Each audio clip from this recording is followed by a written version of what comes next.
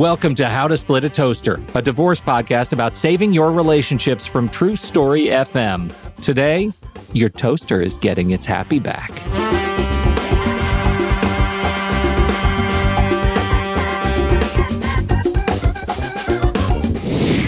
Welcome to the show, everyone. I'm Seth Nelson, and I'm here as always with my good friend, Pete Wright. Today on the show, what does it mean to forgive after your divorce? You can probably count many reasons to hold that grudge. You have all the reasons that led you to the divorce in the first place, plus the divorce process isn't normally a process that's naturally cultivating calm and understanding either. So how do you find peace in the process? Our guest today is Twyla M, host of Divorce Talk with Twyla and survivor of her own toxic divorce. We like to just call her Coach, though. Coach, welcome to the Toaster. Thank you so much, Seth and Pete, for having me. It's a pleasure to be here. I'm excited about the show. You say in your own bio that you are a survivor of a toxic divorce. And so I thought it might be good to just start right there. You're in a toxic divorce. You end your toxic divorce. How do you start rebuilding and find space to forgive? I was married for 10 years. We had a blended family. I initiated the divorce for several different reasons and moved on, had 2 minor children. My daughter was from a previous relationship, and he and I had a son together. I was at my lowest point, didn't have a job, just knew I needed out. I was very miserable, very unhappy. And once that process started, I sought a legal counsel, hired an attorney. And then, you know what, like a lot of us do that have experienced divorce and clients that I speak with all the time, we blame ourselves, right? We blame ourselves. We feel like we're a failure. And we just sometimes don't really know how to move on. And talking about forgiveness is not an overnight process. It takes time. It takes some self-evaluation. And you know what? And you forgive yourself, but then you have others to forgive, right? Because in my situation, my ex-husband did some things where I thought I'd never forgive him at all. But you know what? I knew I needed to do that. One being, we had a child together. I can't hate this man for the rest of my life, right? We're going to have to co-parent here. So my story was kind of different as far as the forgiveness. It was kind of easy to forgive him because he asked me about 2.5 to 3 years later. He asked for my forgiveness, meaning he just literally came to me and apologized and just asked me. No, that doesn't happen all the time. And it was from a genuine, sincere place for him. And I didn't answer him right away. I prayed. I'm a Christian woman. I prayed about it. And I said, okay, I have to do this. And from that point on, our relationship, no, we weren't BFFs. We didn't go to dinner every Friday night or anything of that nature. But from that point on, the decision that he made to ask for my forgiveness, as well as me actually forgiving him, our relationship changed tremendously. And we were able to co-parent our son together. Seth, what's your take on forgiveness in the divorce process? My hunch is, after hearing Twyla talk about this, that if you're mired in the grudge, you're going to have a hell of a time getting to the other side of a divorce. Oh, absolutely. And I think the first thing that I talk to clients about is when you're holding on to the hate, that is allowing that person that you're hating so much control your thoughts, your actions. Why are you going to give them that control? There's a reason you're divorced. There's a reason you're no longer together. There's a reason you think you're better off walking this earth without that person by your side. Let them go. And the question is, how do you let them go? Even when you have to deal with them on parenting. And one of the ways that I like to tell people is lower your expectations. The zebra doesn't change their stripes. They're going to keep acting this way after divorce. Expect that they are going to be mean, cruel, vindictive, say things that aren't true, try to push your buttons. They're your buttons. Don't let them push them. Unplug them, unwire them, do what you need to do, but don't let that person control you. When you realize it's about how you choose to respond, it helps you get freed up. And I think what Coach was saying here is that, hey, it was even hard for her when he came and asked for forgiveness. That wasn't expected. That totally changed how she responded to such a degree. And coach, I'm not trying to say anything about your faith. You chose to pray on that. Right. Other people might have chose to meditate. Other people might have been so floored to be like, no, what's he up to? Right. Yeah. Right. Like there's a lot of ways that, but when it's a totally different approach that someone comes to you with, when your expectations are one and it's different, that then also changes how you respond. Right. But those are very conscious choices that you make, whether you pray on it, whether you think on it, whether you go to counseling, whether you talk to your friends over a glass of wine, whatever you do. I think that's the hardest thing to understand is the hate is all controllable within you, not what the other person is doing. And that's a hard pill to swallow because it's easy to deflect and just blame someone else. I go back and forth on this. There's one side, which is the, the conscious choice side. And that is a real gift. It sounds like your former spouse coming to you and saying, forgive me. I need forgiveness. And I think probably, having the insight that I need forgiveness is a sign that I've grown in some way, shape, or form.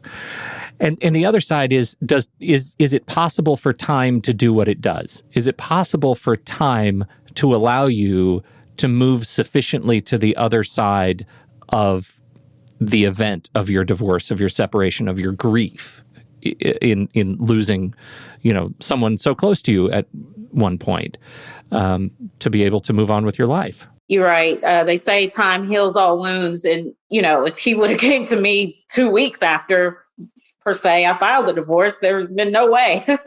Way, because there were emotions so involved. And so, he waited almost 3 years. And during that time span, we were in and out of the court. It was just a lot going on. And also, Pete, I don't believe time heals all wounds. That's a controversial position, Seth Nelson. That's it. Well, I agree. You have to choose if you're going to move on. It is a decision. I've had cases go on for years. Wow. And you've seen it, and we've talked about it with some of our friends, Pete, that,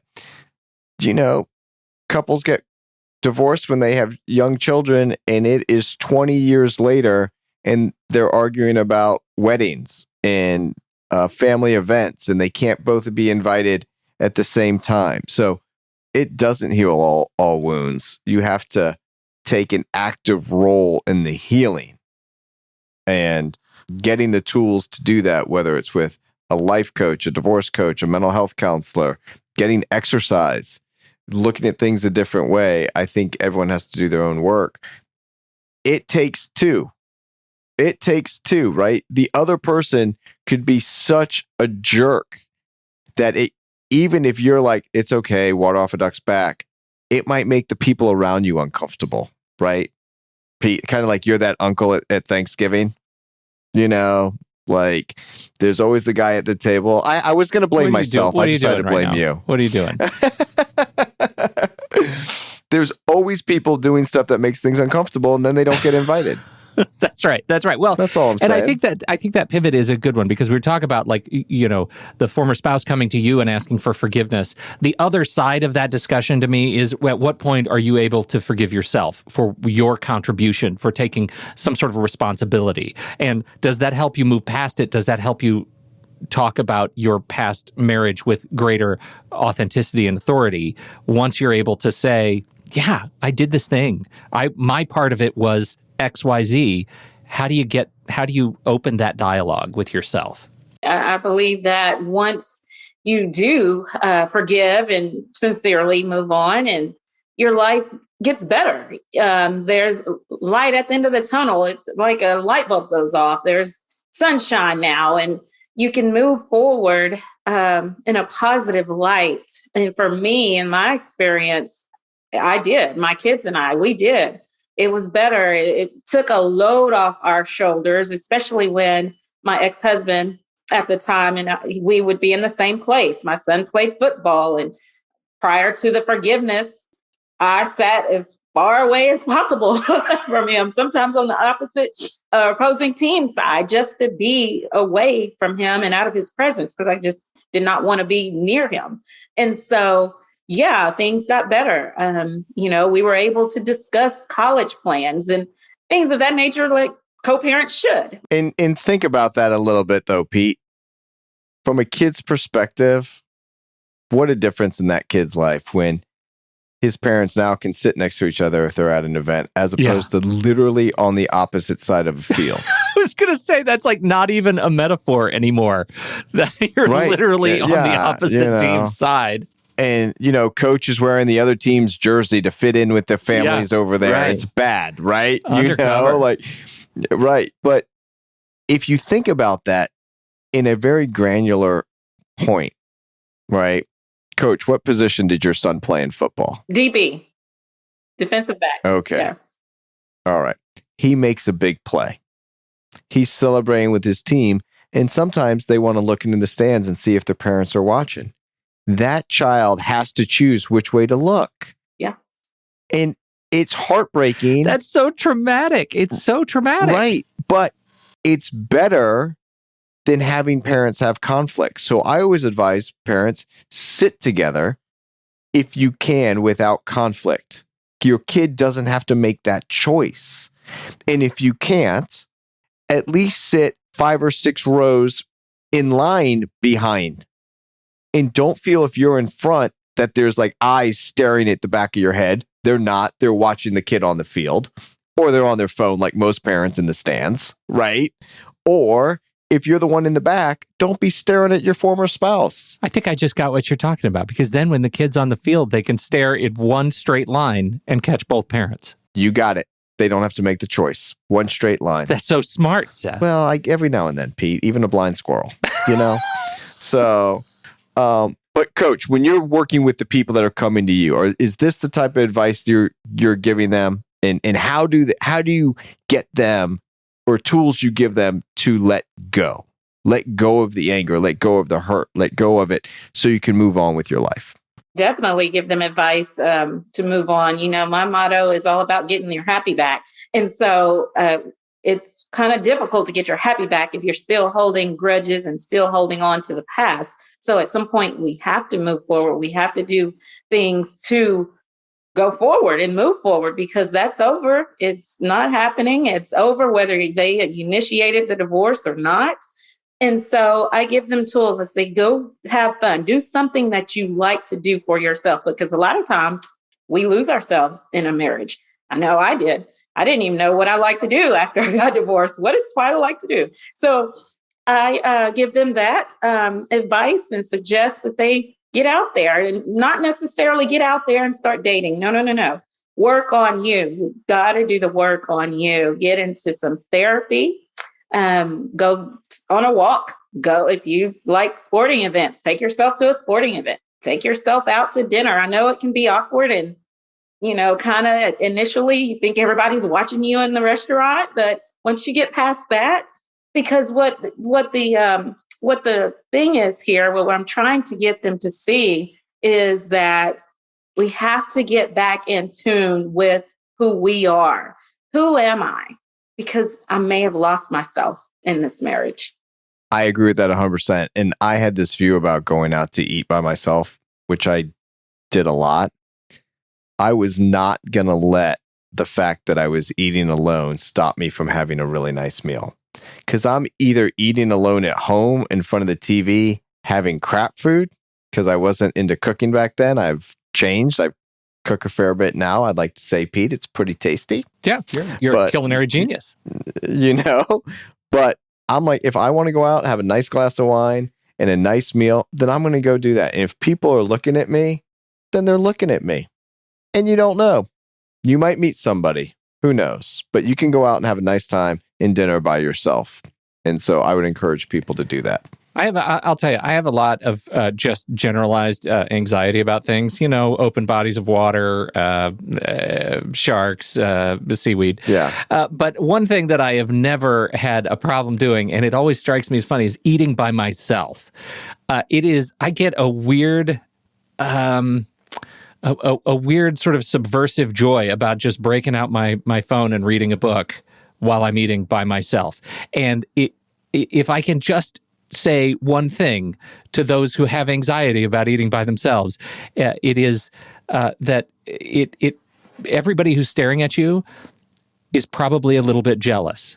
I was about to say, Pete, everyone that's staring at you is like, I would rather not be on this date and just be eating by myself. Right. What I would give to tuck into a great book with this good food and not have to worry about the social obligation. God, right when the guy ordered the appetizer, I knew we were done, and now I've got to sit through dessert? Come on, the whole dessert. Just know, probably a little jealous, and that might help you get through, get over the hump of any anxiety that comes with it. Yeah, I'm a big fan. All right, Twyla, tell us first. Tell us about your podcast or your YouTube show. Right? It's a YouTube show, is it? Yes, it's a live. Yeah. It's very fancy. So it's Divorce Talk with Twyla, and it's where we talk all things divorce, from co-parenting to dating to financial advice, just a myriad of topics as it relates to divorce. And it's every Monday at 7 p.m. Central Standard Time out there on YouTube. I also go live on my Facebook pages, Divorce Talk with Twyla, and my Facebook group, Life After Divorce, Get Your Happy Back. And you also have, you've got a book? Yes. The Unexpected, The Ride of My Life. It chronicles your process? Yes, it's my life story. And I give the reader a snippet of who I was as a child, some issues that I went through, and then I move right on into my adulthood, marriage, divorce. I take you through the journey. I take you on the roller coaster, the ups and the downs, the corkscrews and dips. We take it all. Well, Twyla, I'll tell you, thank you so much for what you're doing, for joining us and talking a little bit about finding forgiveness on the way to getting your happy back. That's right. What do you, when you're with your clients, let's just pretend for a second that Seth isn't here. You're with your clients and they say, God, I'm having a terrible time with my attorney. Do you ever give them advice on how to work with their attorney? You can tell me. Seth's not here. Actually, the direct answer is no. But I always tell clients, because I have clients that come to me. Good answer. I'm sitting here. You're not here. Quiet you for a second. But listen, I have clients that come to me. They may be contemplating divorce. And I do say this. I tell them this because I did the same thing. I talked to 3 different attorneys before I made a decision on the one that I was going to retain.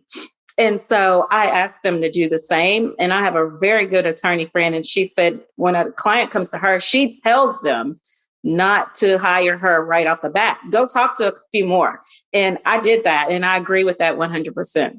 I don't quite do that, but I do something a little different. Okay. I will tell them that I ask, have you spoken to other lawyers? And if they say yes, I'll ask them who. They get very nervous when I ask them. And they ask why. I said, well, I want you to go to a good lawyer. And if you keep it between us, I'm happy to give you my inside the divorce world view of my own view of whether this person's a good lawyer or not. And then I say, and I'll make you a deal.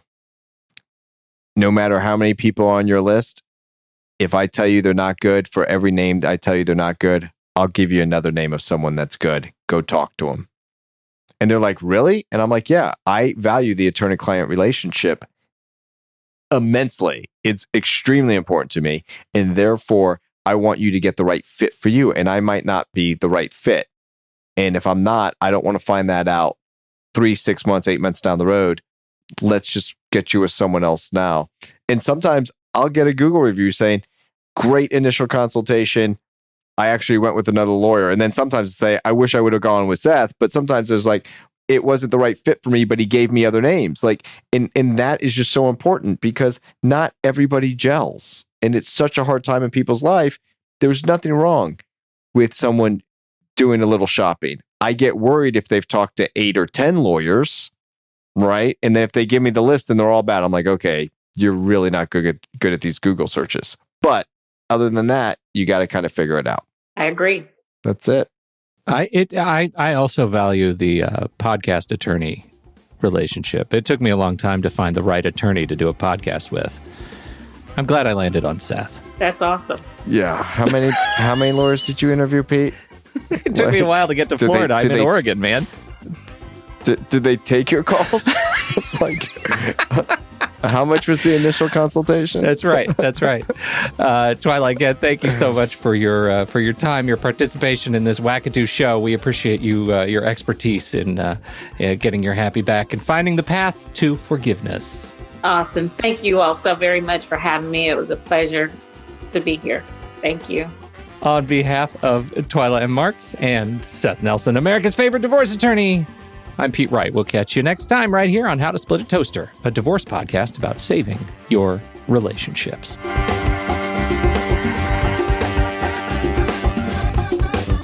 Seth Nelson is an attorney with Nelson Coster Family Law and Mediation, with offices in Tampa, Florida. While we may be discussing family law topics, How to Split a Toaster is not intended to, nor is it providing legal advice. Every situation is different. If you have specific questions regarding your situation, please seek your own legal counsel with an attorney licensed to practice law in your jurisdiction. Pete Wright is not an attorney or employee of Nelson Coster. Seth Nelson is licensed to practice law in Florida.